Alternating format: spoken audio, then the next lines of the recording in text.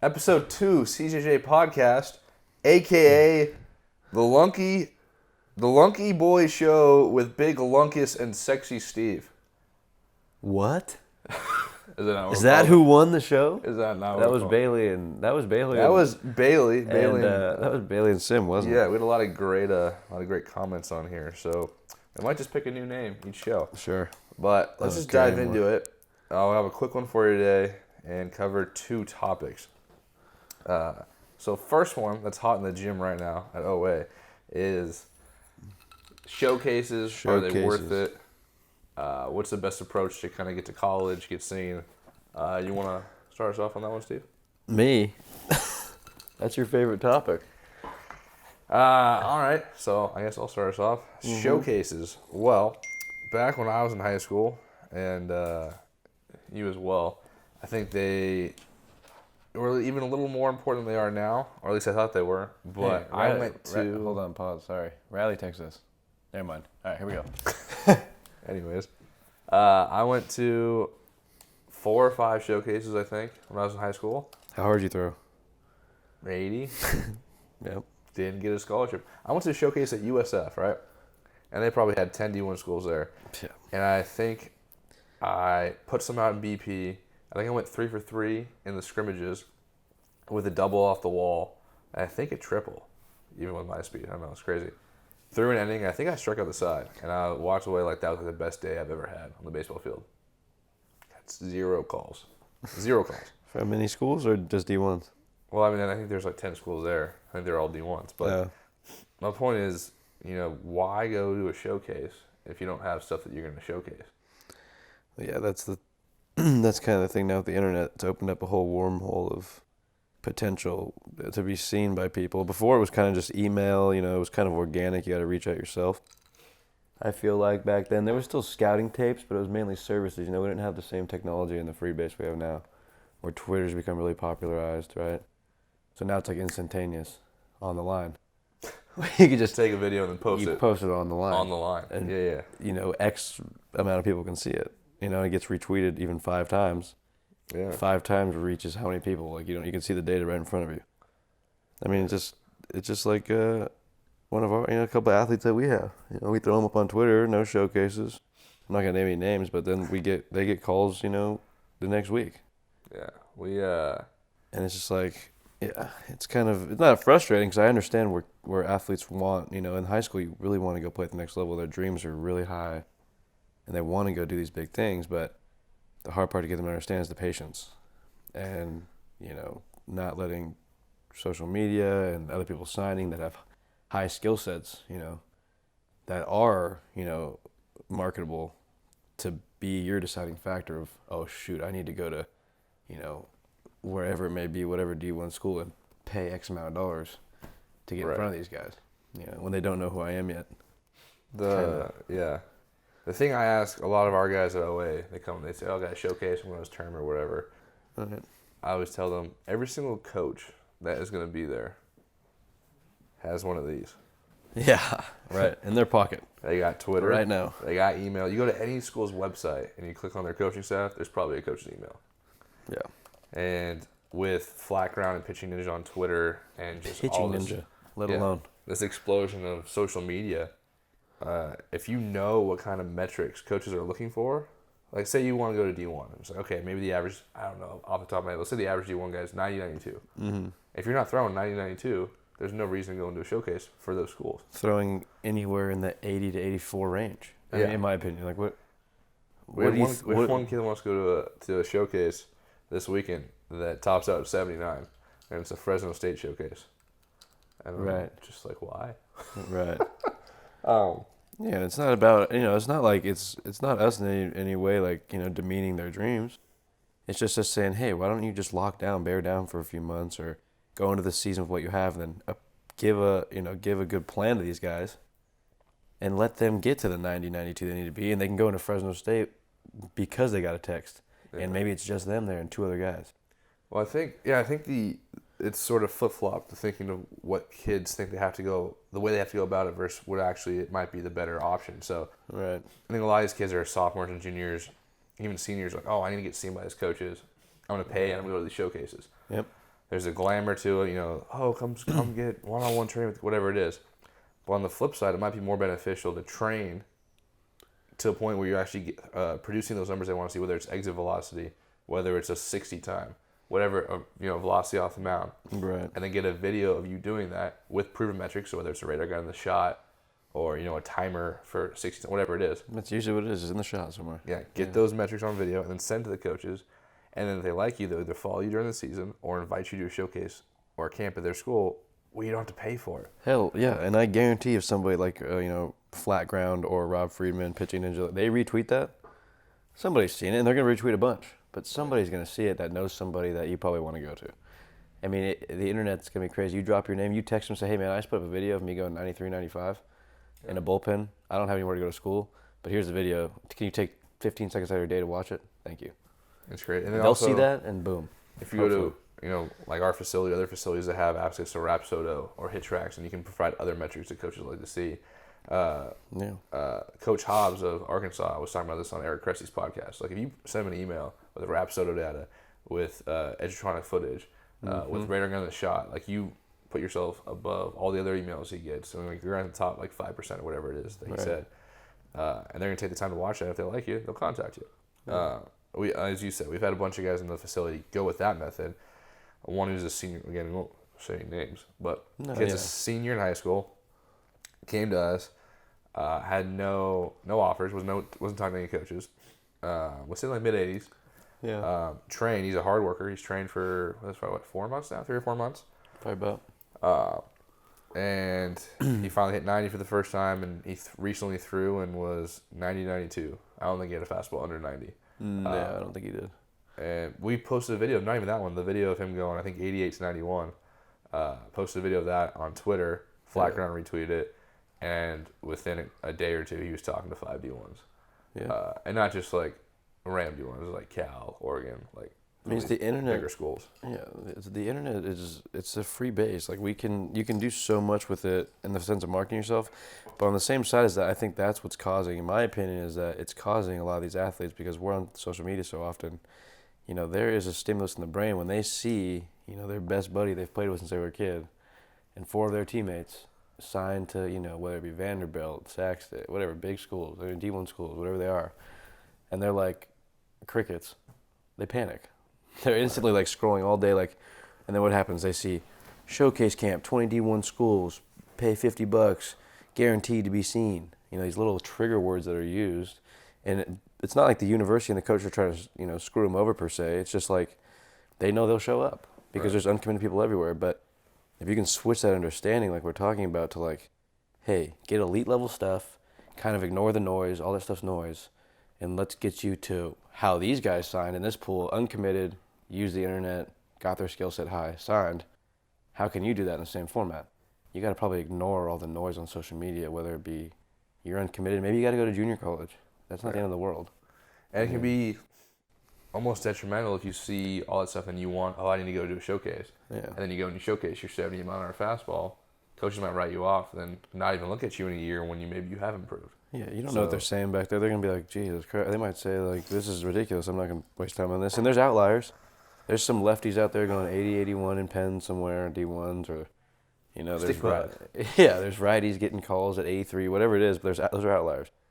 I'd rather err as an athlete on the side of, I'm going to get my best shit going, and I'm going to throw my best bullets, or I'm going to hit my best bombs on tape while I'm training, working my ass off, and send it to the coaches I want, and just roll the dice on that, than saying, hey, Mom, we got to pay $150 to go out to freaking wherever so I can get possibly seen by 10 coaches, and I don't know how good I am right now. I don't even know if I haven't played in the last 4 months. Screw it, let's go. You know what I mean? Yeah. It's like there's a plan of action, but I think we got to ignore, like as athletes, you got to ignore what's going on with other people on social media and things like that, because it's only going to make you cause rush decisions. You're not going to calculate things. You got to have patience. And it's the part other of the thing deal. is, if you're going to go to a showcase, at least the way that we train at Optimum, is a lot of our programming is time consuming. It takes 6 weeks to go through the on-ramp, and then it's a 4-week velocity phase, and then deload week, and all this stuff. And if you're going to go pitch in a showcase in the middle of that, we got to pull you out of your velocity phase to blend you to the mound to get you ready to actually go pitch against competition. Yeah. So not only is it not great in the sense that you're not going to go showcase great talent if you don't have it, but you're also going to set your training back because you're going to have to, when you come back, you have to re-on-ramp and go through all that. So it's just double negative, basically. Yeah. Again, I don't want to take up too much time on this, but there's a great podcast, I mentioned it, Matt Hobbs of Arkansas with Eric Cressy, just talks about recruiting and that process, along with other great stuff in there. And if you guys are interested, we'll link that under this, or just comment and we'll get you that link. Right. But the second topic I want to cover in this was pull-downs, because a lot of our guys, a lot of our trainees are transitioning to pull-downs right now, and some are having some trouble with it. So I just want to kind of open up the floor, see if you have anything off the bat you want to say about that. Pull downs are hard. There's no way around that. That's my thing with them. I mean, it's a highly technical skill, right? And this is the thing I gotta say. There was an article somewhere at some point, or a calculation somewhere at some point. I think it was Alan Jaeger, about his long toss program. How it could possibly be, 4 miles an hour, which is, holds true sometimes, but 4 miles an hour from your mountain velo when you pull down. So guys are always coming up with these calculations like, if I hit 94 next Tuesday and it's cold outside.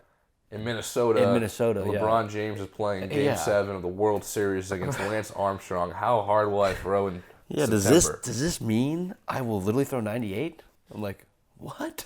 Who knows? I'm like, dude, I don't know. And it's not just athletes, it's people I've done it. Shit, I've been like, dang, I threw 90 on a pull down. Am I going to throw 90? Or maybe I'll throw like 86, 87, I don't know. And it's like, maybe, but maybe not. And maybe if you just get really good at the skill at hand, we think too often like these absolutes when we're training, like, oh man, that guy's going 97, he throws 96 off the mountain. How's that possible? I want to do that. There's, these calculations people come up with, it's good, to have goals. I'm not saying that. I'm just saying, kind of ditch the whole what if this, that. Why don't you just do it, let the work play out, see what happens, recalculate. Right. You know what I mean? It's like, that's the thing with pull downs for me, is like these random, arbitrary, calculations that just get thrown around. It's just, that's just my big thing on it. Yeah, in our own experience, we saw some guys that drive line pull down 95 and then couldn't top 85 off the mound, and then saw other guys pull down 90 and pop 91s off the mound. So, and it's an individual case by case. Pull downs are just another training tool, the same way like a lift is. Like you get stronger in the weight room, it'll probably translate, but it's individual, and you might have to get more specific. It works. I mean, pull downs work, and I'm all about like that. I think I am a huge believer in the arm, strength of your pull downs and the speed. I think you're right. I think it's just over time. It takes time. Mm-hmm. And the other aspect I want to cover about pull downs is some of our guys aren't that good at them. And they're hard. Some kind of advice and just kind of what we've seen. There's a couple. I mean, again, not everyone's the same, but some guys start out way too fast. So if I'm trying to throw this way, Casey was really bad at them. Yeah, if I'm trying to throw this way, Casey Weathers, and I sprint. If I'm moving as fast as I can, and then I gotta get sideways to throw, all I can do is slow down and turn sideways. So that way I'd actually be slowing down into my throw, which is the last thing you want to do. You want to be, your fastest movement you want is to be at the end, so you can actually throw hard. So you want to start out, some guys, I watched some guys at Driveline, were athletic enough to full sprint, get sideways without losing a step, and pull down. And that's, if you can do that, go for it. But a lot of guys, that's cool. I mean, if you can do that, yeah. The hardest guy we ever saw pull down was Casey Weathers. And Casey, I don't think ever sprinted in his pull downs. It was sort of like a hop, skip, and a jump. He's controlled chaos, yeah. Got a little momentum, and then as you get sideways, then it becomes explosive now, and then you pull down like your life depends on it. And compared to a guy like, Bauer, who's like in the middle somewhere, it's not quite a sprint. Kind of the ideal pull down. The end is so forceful. If you watch those videos, he's peaking everything really late. And he's really good at it. But he's done it since, I don't know what the exact stat is. He's done it for years and years and years. It's a refined skill, But someone, I think it was Braden B. Sloan, asked me how I got my pull downs up, because I mentioned in the last podcast I was stuck in like 90, 91 threshold for a long time, and then talked with Manasek and something kind of clicked. And if I go back and look at the videos where I was 90, 91, it was that where I was trying to run fast, but like not quite. I was running, and then to turn sideways, it was like a 3-step turn. It wasn't really athletic. It was kind of like forceful on the ground. You heard my steps like that. And I watched Manasek post this video of him pulling down in slow motion, and we talked about it later. But he basically like almost did this broad jump to where he was kind of got some momentum. It allowed him to run faster, and then kind of like did a broad jump forward, like a bound off his right foot because he's right-handed. And then as he was kind of moving through the air, just kind of turned sideways, landed, had an aggressive crow hop, and then threw. And I tried that, and it was kind of weird at first, but after I got that down, I felt like I was able to start out faster than I was without losing momentum because I was able to become more efficient at the turning sideways part. You transferred a lot better, probably. Yeah, and I also started a little bit more of a banana peel instead of just kind of straight on, kind of like they tell you when you're rounding first base. So Yep. I think that's big. those things helped me a lot, and then also just intent. I mean, I think that's the biggest thing with it is like we're taught for so long to be kind of robotic in baseball that guys don't understand. Like, you want me to throw this 6-ounce ball like that, and they're like, I don't know, and they think they're doing it. I mean, I did. Even with the baseball, I thought, when I was hucking it and when I first started driveline, I was like 83, and I was like, that's all I got. I was like, that's all I'm doing. And I look at videos of myself way back when, and I was like, looks like I'm flipping to first base. But, as I learned intent, it gauges a lot of things. You gotta another learned skill. You gotta break those thresholds. Past ceilings. Yeah. What you think you can do is probably a percentage of your true. A lot of people haven't been told from early on age to throw the ball as hard as they can. They got checkpoints in the delivery, mechanics, whatever it is. So they have accumulated so many reps. Casey called it downloading reps, but when you do something over and over again for since you're 5, whatever it may be, and then all of a sudden now you're 15 or even in college, and someone's trying to tell you to do something different, you think that is your 100% because you've done it that way so long. And like, if I go fast and I'm out of control, it's not cool. It's not, I can't operate that. Yeah. But the second that you kind of realize, like, what I think is my 100% is really like my 70%. And the one thing that helped me with this was I would watch videos of my pull-downs, the 90, 91 pull-downs, over and over again.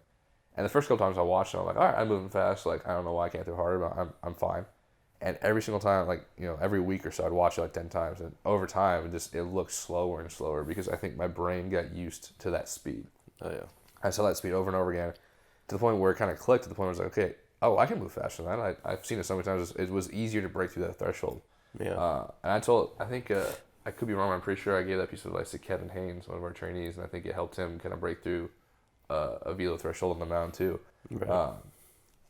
But yeah, and the other thing, just strength. I mean, Strength is huge. Strength is huge. You got to get strong. We got to have some. Yeah. We got to have some energy to transfer here. I always go back to Jack Scheidemann, who was ended up being Driveline's first strength coach ever, one of their first strength coaches. But dude's a beast. Yeah, so he was a shot put thrower at UW.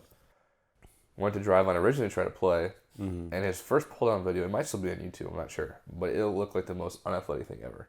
Right. He hadn't touched a baseball in I don't know how long. Since a kid. You could tell he was so uncomfortable. But this dude, as a D1, track and field guy, could deadlift 600 plus pounds, all this stuff, and he threw it 94. Yeah, he's a rotational athlete. I mean, he was. He had no momentum. He just threw the shit 94. Yeah. And it just goes to show, just like, hey, yeah, technique's important and stuff in pull downs, but like if you're strong, like that's gonna play. Yeah. And I'm again, for a personal experience, like I think I'm stronger now than I was 4 years ago. Oh yeah. And when I was in that 90-91 threshold, there were days where I couldn't break 86. And it was like, when I was hitting 91, it was like a good day. And I was giving everything I got. And just yesterday, I freaking hopped in, and a compression throw was like a 2-step shuffle throw and popped at 90. Pretty, I mean, I warmed up for like 5 minutes, but pretty cold. Yeah, that's pretty cool. That's cool. And that was something I definitely could not do when I was playing, just because like I think I am. I've kind of sent it in the weight room just from trying to get jacked that I'm done playing and trying to just like, obviously I'm not there yet, but just trying to get stronger and trying to get my bench up because that's always sucked. And my max bench when I was playing was 215. Now it's 265. I'm in the middle of December right now. Like, yeah, you got things. Strength plays. Yeah, your strength's going up, and you can see it. And you notice it when you're doing things with baseball. That always plays. That's why like a lot of the high school athletes, they're better off just getting on a strength program that's built around hypertrophy and building strength and mass, and a lot of times then we can get specific with it, just like pull downs. That's why I'm a big fan of once guys get pretty good at the sprint, canceling the sprint. I'm a huge fan of that. I'm a huge fan of going like, okay, let's see where you are on the mound now, and let's try to give ourselves 3 to 5 steps, true shuffle throw, and let's really hone that in. A guy like Ryan Costu, who signed to Arkansas, he's got a hell of an arm, hell of an athlete, good kid, and he's starting to condense his pull downs, I think, because he knows that he's gotten really good at them. And now he's trying to chase a hundo probably on the bump, hundo on a shuffle throw, and he's a pretty good damn candidate to do it. He went 96 on just like a true shuffle throw. Yeah, and he's moving the right way with those, and I think that's an example of like a guy that went super, broad with the pull downs, got really good at them. Now he's getting specific in the sense that he's condensing it. So yeah, that's kind of my take on him. Well, that seems to be a trend with all of our guys in the facility, like the guys that can put up pretty big numbers on those true shuffle throws after they go to the pull downs, or even just before. Usually they have higher velos in the mount. So, it's fun. They're fun. They're frustrating. Don't forget that. They're frustrating as all hell. I remember. Velo is definitely not linear, so you're definitely going to have bad days and good days. And Dragline's got great articles on all this stuff. Yeah. As long as if you look at it over a period of time, 6 months, 12 months, whatever it is, as long as you're trending in the right direction upward, you're chilling. You got to compound those good days. But, just one more thing. Also, like, towards the end of my pull-downs career, or playing career, almost got excited when I realized I was having a bad pull-down day. Yeah. Because, let's say my threshold was 90-91. When the days when I couldn't break 85, I would challenge myself almost to have more intent, because I thought if I could hit 86, 87 on those bad days and start raising my floor, the ceiling will kind of raise with it. So right. If you're kind of down one day, like, don't get frustrated. Like, push yourself to add 1 mile an hour to just beat yourself. So don't question why it ain't working. It's working. It's just working against you right now. And also on that, like, mentality is a huge thing. Yeah, huge. I've had a decent success with the speech so far, but you do have a good percentage with the speech. There's, the mental game can take you. The mental game plays a big role. We've had multiple guys. One guy yesterday that was doing his compression throws, so not a full pull down, but 2 or 3 steps. And it was 91, 92, 91, 92. And I just talked to him for the last one, just changed mentality and said, hey, what's your dream school? And he said, Texas. Right. Longhorns, baby, Texas. Longhorns. And I said, all right, imagine Texas is here. You get 1 throw. If you hit 93 plus, you get a full scholarship. 92.9 or less, and they won't take you. You can't play D1 ball. 1 throw for your future. Go for it. 94.7. Plus, boom. Plus almost 3. Give him, what does Casey say? Give him the something. Give him a bet. Or stakes. If you bet give him a stake. Put him a stake. A lot of our guys, they always want 1 more because they get 5 compression throws or their pull downs. Like, hey, can I get 1 more? And Casey's big on, accomplishing your goal within the allotted throws that you get. At the end of the game, you can't. Oh, can I get 1 more pitch? Like, coach comes out to yank you. There's no 1 more pitch. But so we've allowed our guys to kind of put a coffee or even a Chipotle burrito on the line for 1 more if they really want it. And usually, for the most part, they do a good job winning. Yeah, they end up hitting that number because all of a sudden now it's more important than something on the line. Their mentality changes. They're not worried on mechanics. They're worried on, hey, I need to throw this so I don't have to pay $8 for a burrito. Yeah, it's funny to watch the beginning of those pull downs too at like the their levels, and then watching the end when you tell them something. The intent is night and day. Okay, I lied. One more thing. Also, competition's huge. Oh yeah. So we had multiple cases where guys pulled out by themselves, and then and having competition is going to push you too, because I think Mario topped out at 82 in his first compression throw. Yeah. And I was tracking him. 82. His best was 82.7. 82.7. And then yesterday he was going to do compression throws by himself, and I hopped in there with him. I think he told Ryan he wanted it or not. He saw you hit the 90 or the 88. Yeah, so I went first. My first throw was 87.8. 87.8. After we warmed up, and my first throw was 87.8, and then his first throw was 87.3. He literally matched it, damn. And it was like +5. It was whoa, where'd that come from? First throw. Then I went 88 with my second throw, and then he went 89.5 with his second throw. So he was +7. He stayed above 86 that whole pull down. Yeah, it was 86 plus. In case you're wondering, I actually won, but. Which is it just goes into show the competition's huge. I mean, you want to win, right? I mean, guys want to win. Yeah, we can dive into more of that later if you guys want, but I think we kind of covered it. We got to go to work. I got to get more coffee. Yeah. But next podcast, we're having Ryan Matthews on. Oh, is Ryan coming on? Ryan said he wants to, so we're going to plug it really quick. Ryan Matthews played in the big leagues for 5 years? 6 years. I want to say the better half of 6 years. And Ryan Matthews will take over in his 46th appearance now. The ERA just above 2.5, 46 innings. That's going to punch him out. Ryan Matthews' second strikeout, 4 in a row for him, with David Wright coming in. It's above the letters. He can't live around the waist. That's on the inside corner, freezing him. 6 years was a big reliever for the Nationals for most of his career. Also played for the Angels, the Reds. Went to the postseason with the Nationals in 2012. His playoff pitching experience. Yeah, I think he was like CEO. He founded OA. He founded OA. From Galt, went to Sac City, drafted out of Sac City. First round? I don't know. Top 5, right? I'm assuming top 5. You can check with Ryan tomorrow. Was in the futures game. He was up there. And so he currently runs OA. So not only does he have playing experience, but now he has experience training guys, and he's driveline certified. He's on base U certified. Great guy, great knowledge, and we'll have him on. Probably shoot that next week at some point. So if you guys have any questions for him, let us know. Send them in. Yeah, we can whatever do a any little topics you question want for to, any topics you want to talk about. Yeah. But He'll answer. I mean, he's a pretty open book. Yeah, we're excited to have him on, and we'll talk to you guys later. Peace. Have a good one. I got a fart. Oh, tight. It didn't shut off this time. Costa, you broke our mic.